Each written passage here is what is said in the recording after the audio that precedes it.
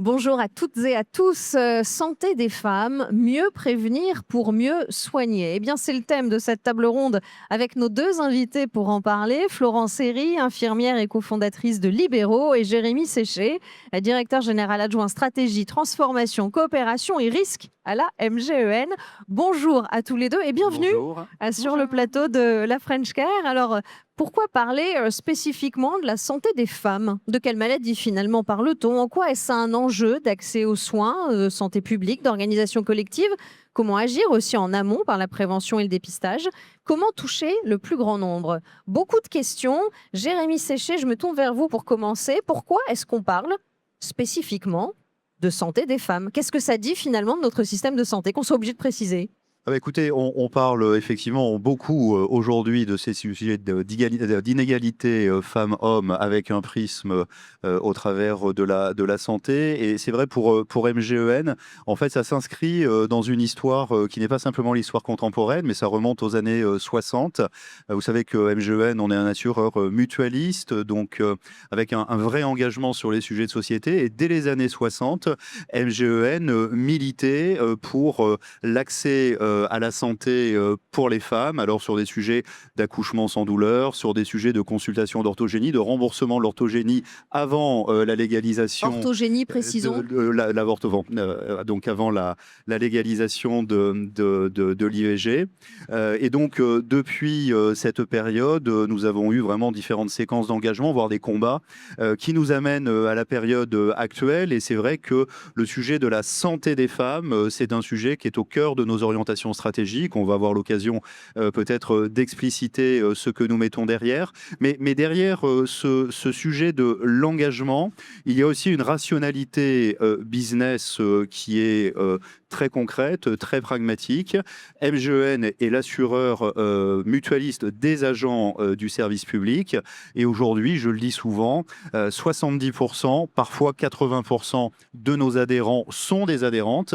Donc il est absolument normal de répondre au mieux, en tout cas de s'efforcer de répondre au mieux à leurs besoins et à leurs problématiques de santé.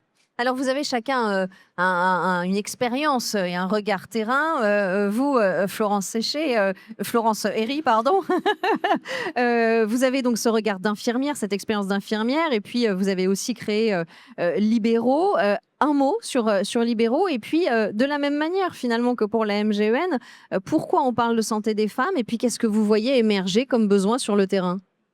Alors oui, merci beaucoup Edwige. Donc, je suis soignante effectivement de formation. J'ai pu travailler à domicile et à l'hôpital auprès de différents types de patients. Et Libéraux, c'est une société qui existe depuis 2017 et qui permet de faire intervenir des soignants pour des actions de soins, de prévention et de recherche clinique.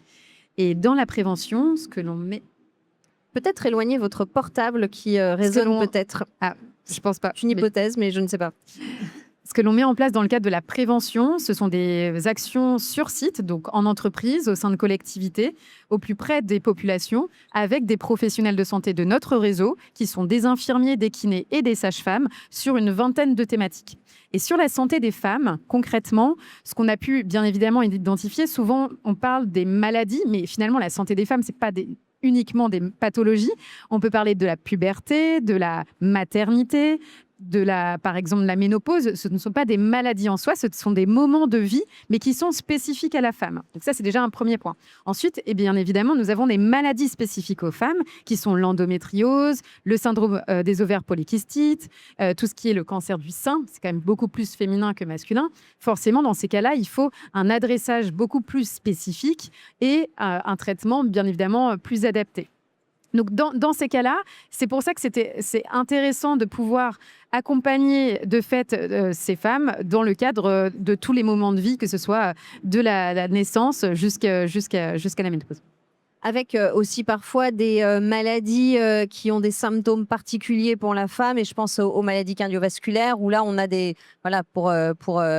symptomatiques qui sont précises sur les femmes plus que sur les hommes. Vous parliez de stratégie de la MGEN sur cette santé des femmes. Vous nous avez expliqué historiquement pourquoi. Jérémy Séché, comment ça va se traduire concrètement dans dans les actions que vous allez mener en tant que mutuelle pour aller porter justement, adresser, comme on dit, ces actions vers les femmes? Alors, on a une action qui est assez complète, à la fois en tant qu'assureur et en tant qu'acteur de la prévention, à destination donc de ces populations spécifiques et donc, je le redis, qui font vraiment une partie très importante de nos adhérents. Alors, on peut donner plusieurs illustrations. Première illustration, on intervient aux côtés des acteurs de la recherche sur ces sujets de santé. Et donc, depuis 1990, nous alimentons avec nos données, régime obligatoire, puisque nous sommes délégataires de l'assurance maladie, régime complémentaire. Nous alimentons une cohorte qui s'appelle E3N et qui permet, donc, depuis le début des années 90, d'avoir accès à des données qui sont précieuses sur plusieurs générations de femmes de la même famille. C'est l'une des cohortes les plus importantes au monde, d'ailleurs, qui existe, et elle est exploitée aujourd'hui par des acteurs comme l'INSERM ou l'Institut Gustave Roussy. Et donc, ça permet de faire des travaux de recherche dans le champ de la cancérologie, dans le domaine cardiovasculaire, etc., etc. Donc, une contribution en matière de recherche, mais également une contribution très concrète au quotidien, sur le terrain, que ce soit auprès de nos adhérentes en direct ou que ce soit auprès des employeurs qui sont aujourd'hui nos partenaires en tant qu'assureurs collectifs santé et prévoyance.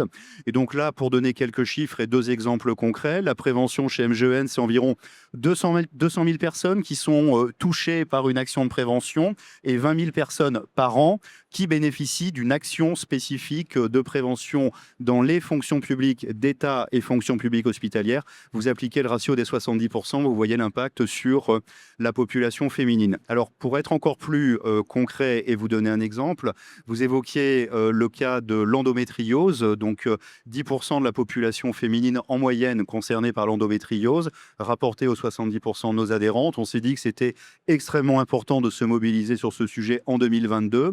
Et par l'intermédiaire de l'INSERM, donc toujours avec une caution scientifique importante, on a commencé à travailler avec une société qui s'appelle Live, qui est devenue d'ailleurs notre partenaire au long cours, et nous avons testé une solution digitale d'accompagnement pour donc les populations féminines concernées par l'endométriose, en expérimentant auprès de nos adhérentes, puis auprès d'acteurs hospitaliers. Et je salue le groupement hospitalier universitaire Paris Neurosciences qui a été très volontaire dans son sujet, puis auprès de nos collaboratrices. Donc en fait, notre action s'inscrit sur une logique de symétrie des attentions qui nous permet d'être à peu près sûr d'être pertinent. Et alors, c'est un exemple que je trouve intéressant parce que il a été tout à fait fructueux, avec des résultats qualitatifs qui parlent d'eux-mêmes, 95% de taux de satisfaction par rapport à l'utilisation de cette solution et 93% de la population concernée qui exprime une diminution d'un ou plusieurs symptômes suite à ce type d'accompagnement. Et donc, pour ne pas être beaucoup plus long, mais j'ai beaucoup d'exemples évidemment, lorsque ces initiatives sont fructueuses, on fait en sorte de les généraliser et donc de les inscrire dans nos contrats collectifs. Et ça veut dire quoi concrètement? Ça veut dire qu'aujourd'hui, toutes les populations, tous les employeurs que nous accompagnons font bénéficier en inclusion. Donc, par exemple, on est fonctionnaire à l'éducation nationale, nous sommes l'assureur de l'éducation nationale, on peut avoir accès à Live et à d'autres services santé en inclusion dans le cadre du contrat. On comprend bien l'importance d'aller cibler des actions vers certaines populations. Et vous parliez tout à l'heure, Florence Herry, d'actions sur site. Comment est-ce que vous faites pour aller vers, c'est un terme qu'on désigne, pour adresser un maximum de personnes et pour que la prévention fonctionne vraiment? Vous avez parlé de contrats collectifs. J'ai envie aussi de demander comment on va cibler des personnes qui sont hors entreprise et peut-être que Libéraux le fait. Alors effectivement, il y a différents éléments de réponse à cette question. Bien évidemment, la prévention aujourd'hui n'est pas un réflexe et de fait, il faut aller vers les populations pour leur présenter ce que ça veut dire déjà la prévention, quelles sont les actions de prévention et quelles sont potentiellement aussi les pathologies ou en tout cas les les thématiques de santé qui sont importantes pour la prévention. Ça, c'est au niveau générique. Et ensuite, pour les femmes, ce qui est important, effectivement, alors le collectif Femmes de Santé auquel je participe également a fait plusieurs études chaque année sur finalement la charge mentale des femmes, sur leur quotidien, donc finalement qui est plutôt rempli d'activités annexes à leur santé à elles-mêmes, mais plutôt la santé de leurs proches, la santé de leurs enfants, de leur mari. Et il y a tout un enjeu de se dire finalement à quel moment elles ont le temps déjà de pouvoir participer à une action de prévention.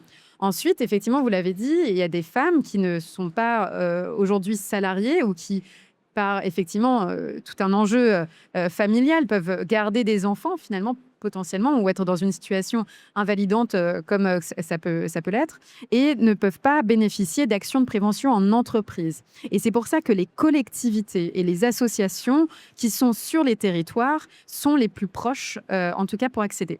Il y a un autre point aussi qui est intéressant et ce qu'on a pu mener avec notamment des mutuelles comme MGEN, il y a aussi des sites comme notamment des sites des agences, donc des acteurs mutualistes qui peuvent et qui ont proposé des actions de prévention pour le compte de leurs propres adhérents, mais aussi pour le compte de leurs propres collaborateurs. Donc, c'est vraiment un double levier. Et puis, bien évidemment, un dernier point, c'est vraiment le cabinet des professionnels de santé. Il y a un moment donné où la prévention, c'est quand même eux qui sont normalement les premiers à devoir finalement proposer des actions de prévention directement en one-one. Et quand je dis sur site, c'est l'aspect de l'engagement quand on est avec une personne.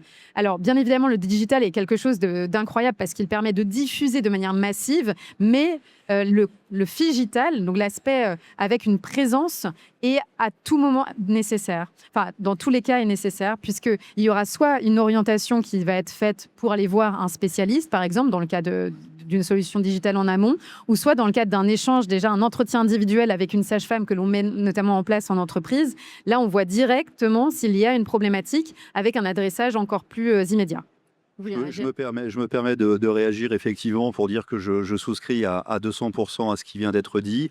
Deux dimensions importantes à mes yeux. La première, c'est pour des acteurs comme nous qui sommes en capacité de mailler l'ensemble du territoire national, soit avec notre réseau professionnel, soit avec notre réseau militant, avoir des partenaires comme Libéros, ça permet vraiment d'avancer concrètement avec une réponse qui est une réponse professionnalisée et pertinente au regard des besoins de la population.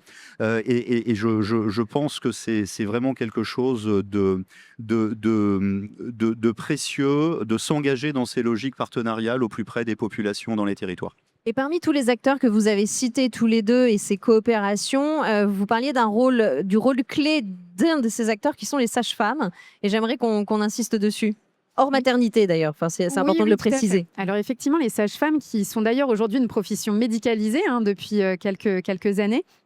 C'est une profession d'ailleurs que l'on a intégrée dans notre réseau de soignants depuis la création de Libéraux, puisque nous voulions des professionnels de santé qui permettent l'accès aux soins. Parce que la mission de Libéraux, c'est de faciliter l'accès aux soins partout et pour tous. Donc nous avons des infirmiers, des kinés et des sages-femmes.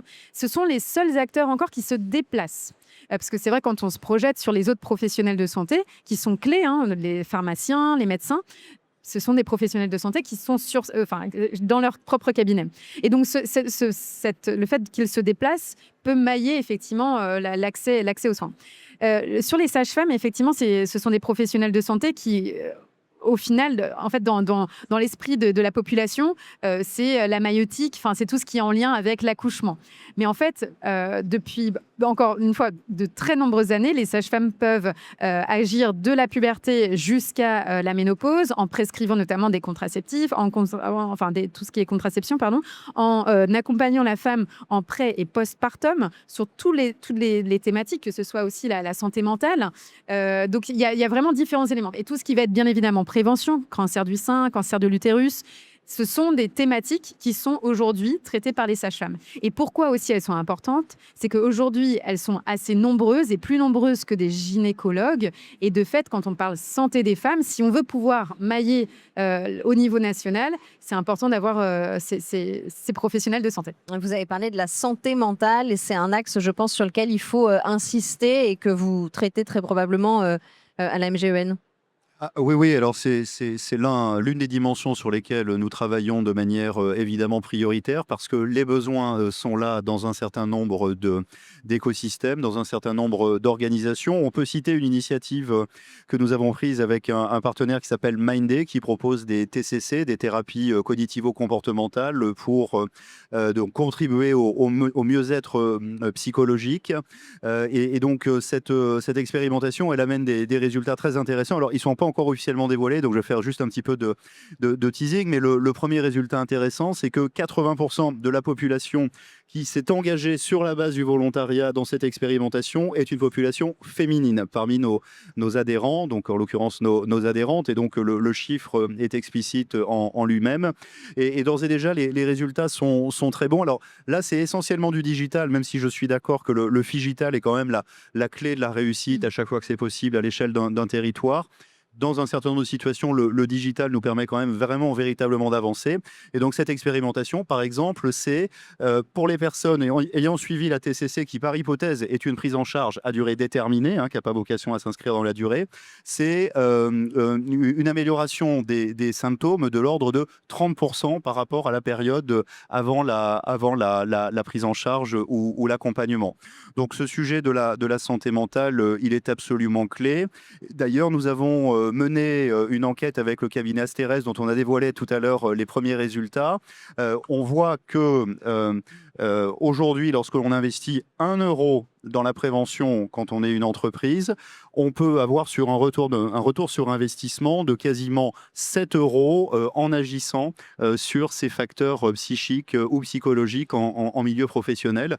Donc, ce sont vraiment des enjeux qui sont à la fois d'actualité et précieux. Vous abordez une notion qui est, je pense, importante dans l'idée de la prévention de la santé des femmes, mais pas que. C'est ce retour sur investissement. Vous disiez que c'était pas encore, il fallait aller vers, que c'était pas encore un réflexe, la prévention.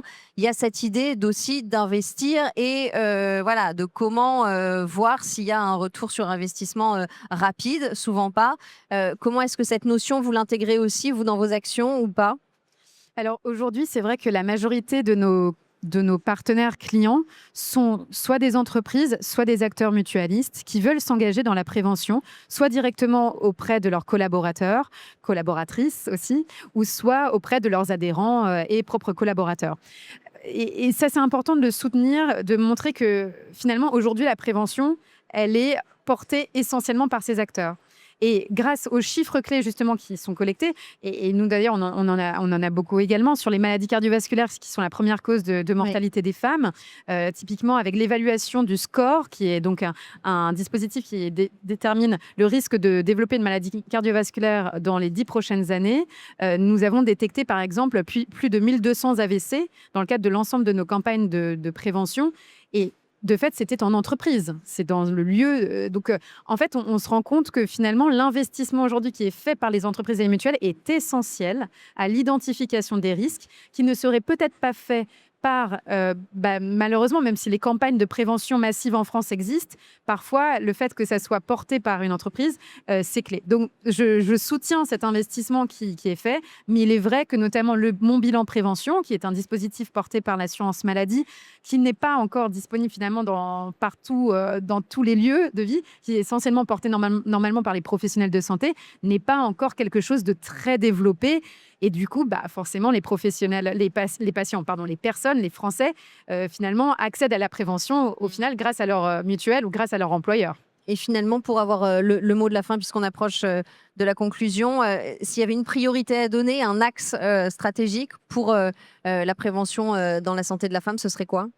Moi, je crois que ce soit dans le domaine de la santé de la femme ou en général, il y a un enjeu clé qui est de considérer que la prévention n'est pas une dépense, mais un investissement. Et le jour où l'ensemble des acteurs économiques, aux côtés des pouvoirs publics, parleront non pas de dépenses de prévention, mais d'investissement en prévention, en ayant matérialisé ce retour sur investissement qui soit qualitatif ou quantitatif, on sera dans une dynamique qui nous permettra à la fois d'avoir des modèles économiques qui sont viables, qui sont durables, donc pérennes, et ça nous permettra probablement de passer des étapes importantes en matière de prévention, qu'elles soient primaires, secondaires ou tertiaires. Alors, moi, je dirais, comme je l'ai mentionné tout à l'heure, c'est de faire la prévention un réflexe à tout moment de vie d'une femme ou d'un homme d'ailleurs, que ce soit dès la petite enfance, donc au niveau de l'adolescence, dans les universités et dans les lieux de vie. C'est vraiment, encore une fois, la notion d'aller vers. Et ce réflexe, eh bien, il doit être porté par tous les acteurs, que ce soit les universités, enfin, en tout cas, tous les ministères, tous les acteurs. Et pour en faire un réflexe, il faut que la prévention soit partout. Donc, je dirais, voilà. Merci à tous les deux pour Merci cette beaucoup. participation à cette table ronde Merci. sur la santé des femmes, mieux prévenir pour mieux soigner. Merci.